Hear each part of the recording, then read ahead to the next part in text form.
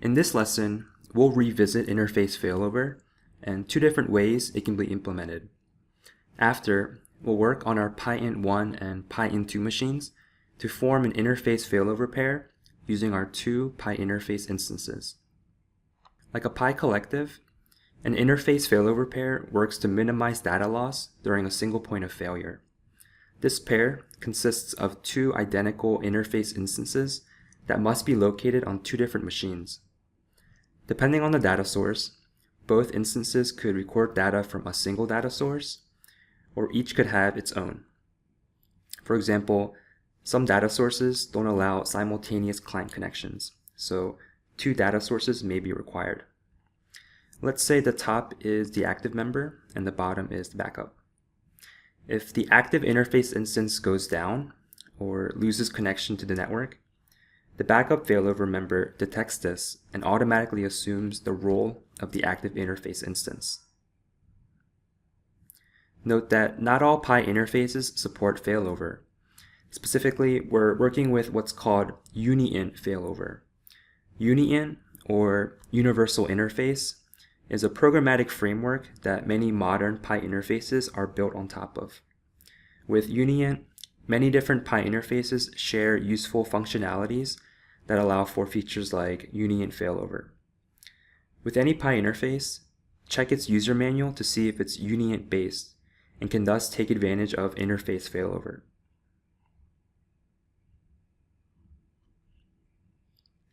When in a failover pair, each interface instance is responsible for checking the status or health of the other member. To accomplish this, status information for both members are collectively stored in a separate location. There are two types of UniInt failover, with each so-called phase storing the health of each instance in a different way. The first type, phase 1, utilizes the data source to store this information.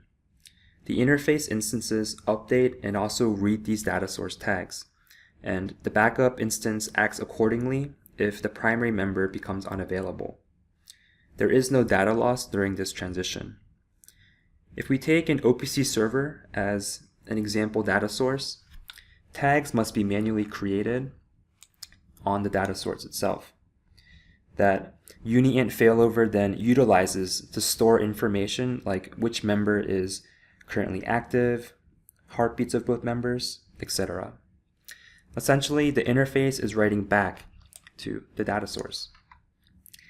As this is not always an accepted practice, phase 1 is considered deprecated and often not recommended. Now, let's turn to the second failover type, phase 2. Here, the failover pair makes use of a shared file called the synchronization file. This can be read and written to by both members. Each interface instance regularly updates its heartbeat value into this file,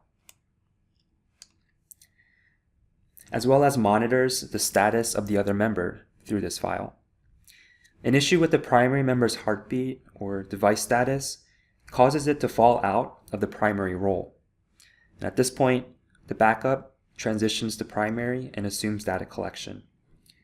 If there's an issue accessing the shared file, the interface instances will attempt to use the PyData archive to monitor the other member's health.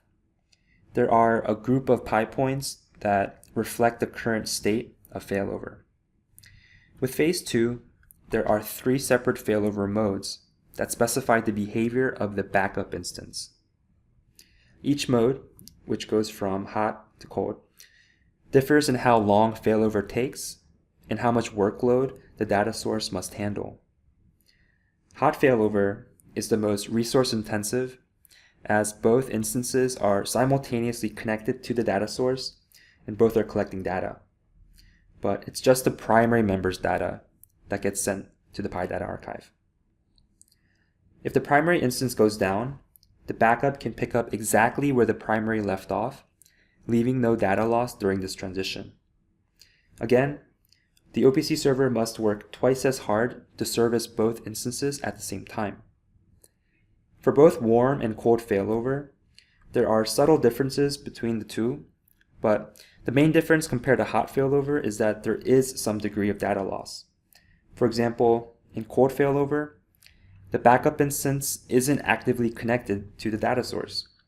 If it detects an issue with the primary member, it'll then begin by connecting to the data source, performing other preparation tasks, and then starting data collection. Ultimately, you'll need to experiment to balance trade-offs between these modes. In our environment, we'll use the no data loss hot solution. For phase 2 hot failover, we need to decide on the location of the shared file. OSIsoft recommends to place this file on a dedicated file server separate from the Pi interfaces. In our environment, we don't have another machine to act as a file server, so we'll instead place this file on the PyInt2 computer. Let's head over to PyInt2 now and prepare the sync file location.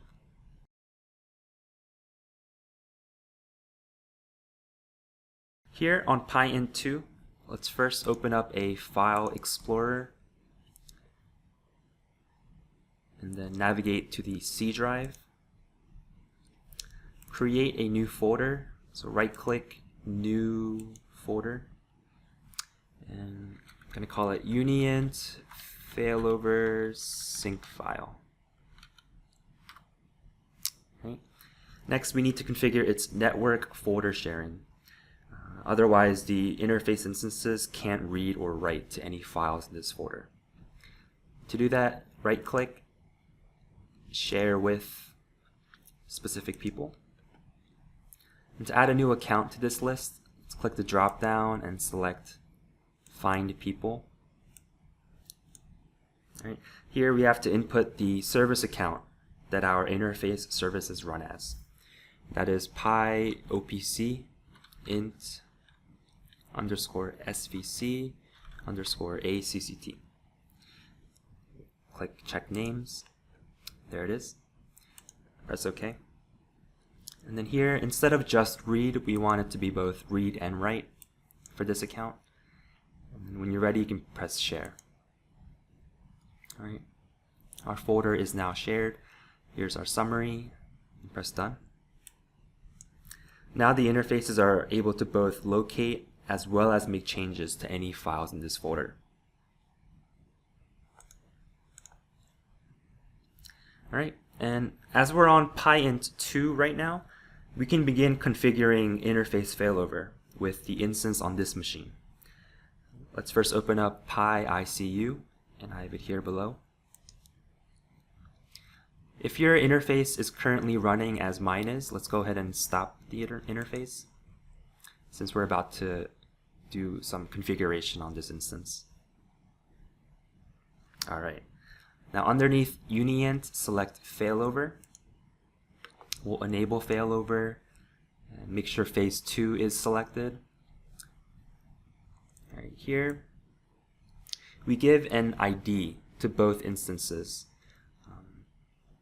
either a 1 or a 2. Now, to be consistent with the names of our machines, let's give this one an ID of 2, while we give PyInt1 an ID of 1. Let's go find that PyInt1, click Browse. All right, here's PyInt1, and here's that one instance. So I'll select it and press OK. So we see our summary here. PyInt2 has an ID of 2, while PyInt1 has an ID of 1. Good.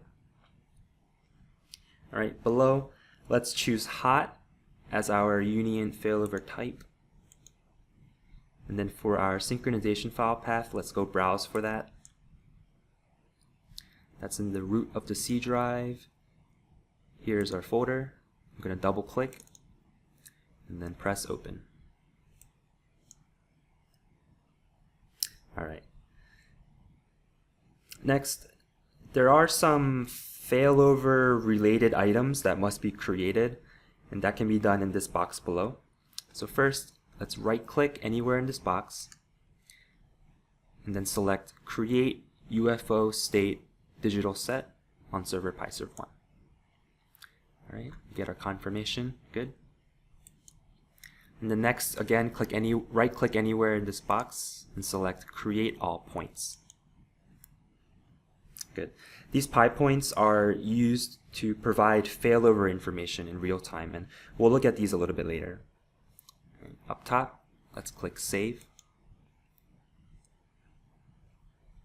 All right, and yes, this is fine. Good. Now let's head over to PyInt 1 and complete the rest of failover configuration.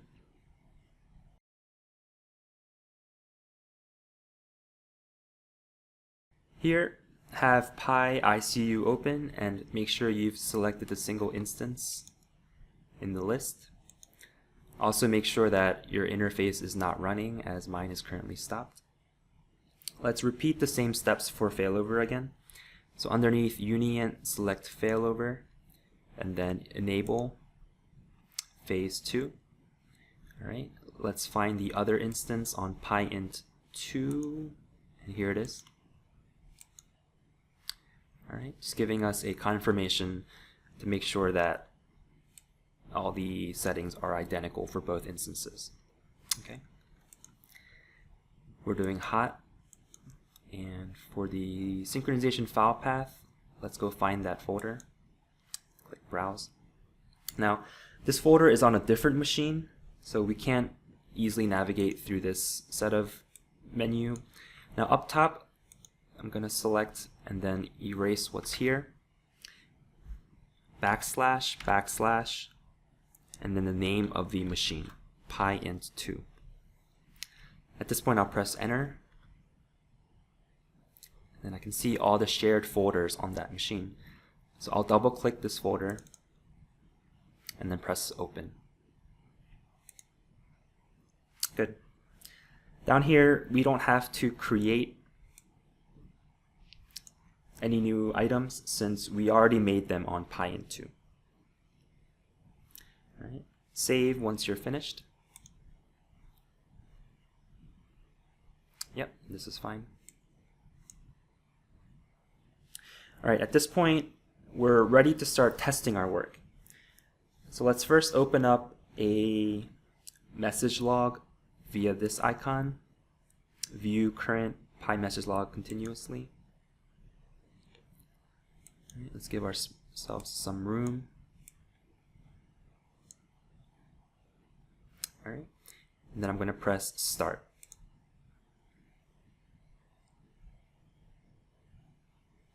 What we're looking is for failover specific information. All right, so we get some informational messages about failover here. We want to see that it went into primary, which shows us right here. Interface in the primary state and actively sending data. Right.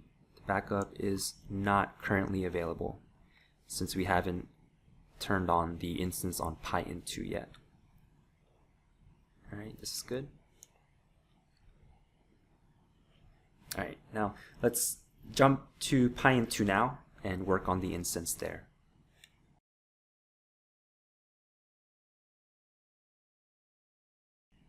Again, let's open up the message logs.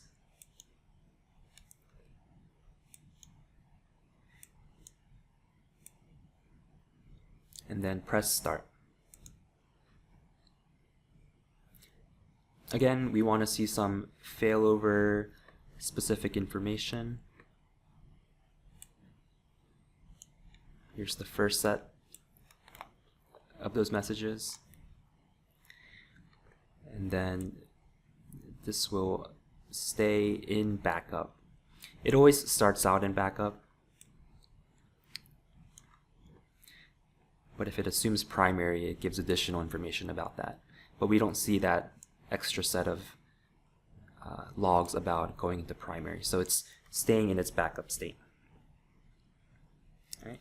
Now, in order to test the failover mechanism, let's go simulate a brief disconnection of the Pi interface on PyInt 1.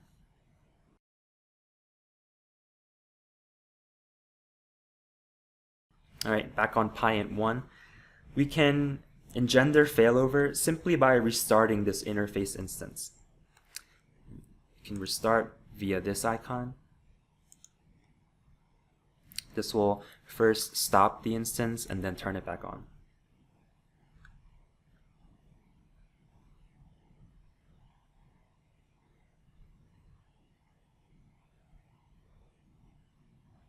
All right, we see that initial set of failover logs starts up and back up. All right.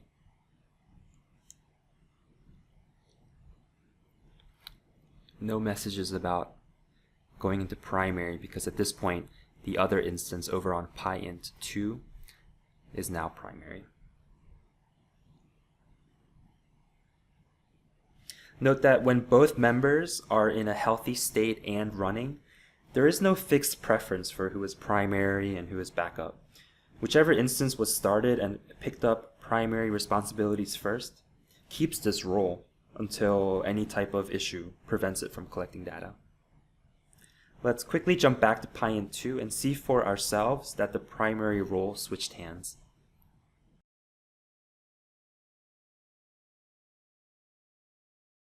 All right, back on PyInt2, we see here the latest string of messages, and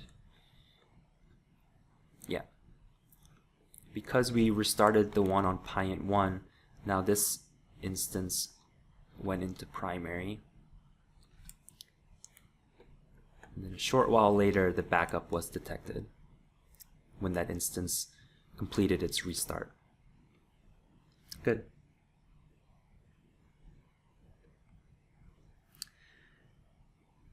All right. Now, another way to visualize the state of interface failover is with the use of those PyPoints that we created earlier in PyICU. Let's go to PyServe1 and take a look.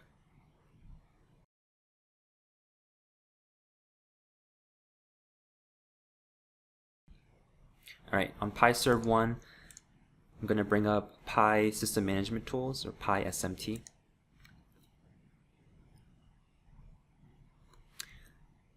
All right, and then data, current values. It doesn't matter which one is selected here. I have PyServe2 selected, but it could also be PyServe1. Up here, let's go to tag search. All right, and these interface failover tags, or UFO for UniInt failover, they all have the term UFO2 in their names. So we'll use that in our search query. In tag mask, let's input UFO2 surrounded by stars, and these stars are wildcards, so any string of characters before UFO2 as well as after. All right, press search. All right, here are the tags that we created in PyICU earlier. Press select all, and then OK. All right, notice here that there's an active ID tag that indicates which instance is currently the primary member. Right now it's 2. Since we restarted the instance on PyInt1, now the instance on PyInt2 is the primary member. Also notice that there are other tags for heartbeats. And I'll press play here so we can watch the heartbeats update.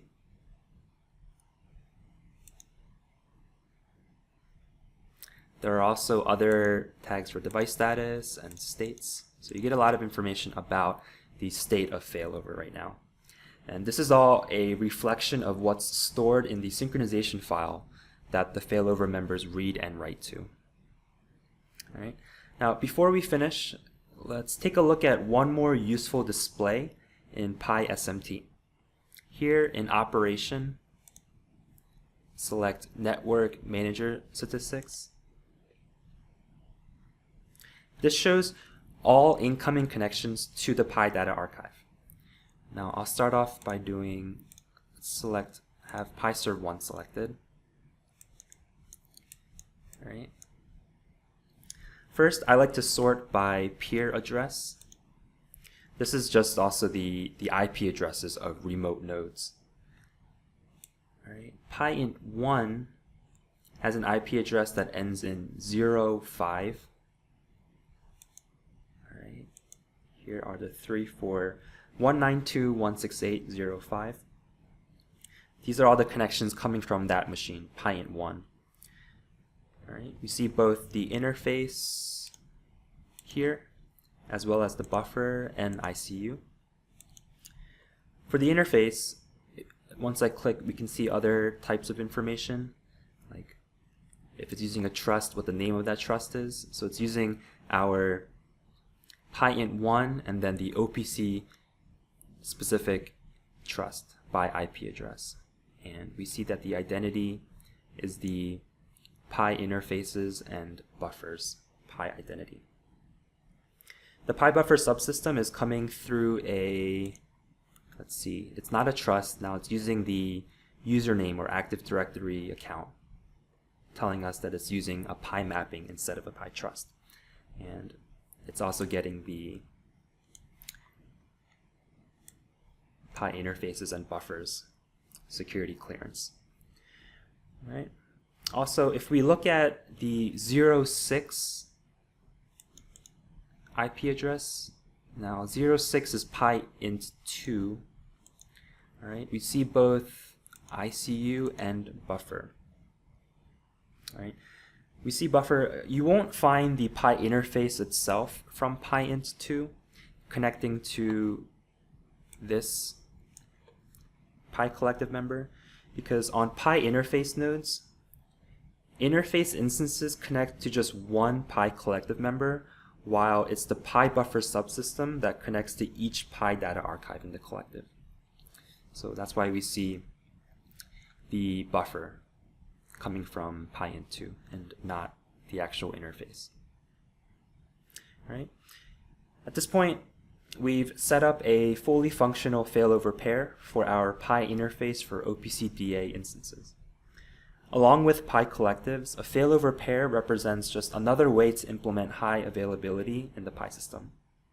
For a single point of failure that would have normally affected data flow, our interfaces are now configured to automatically resolve this and maintain data flow.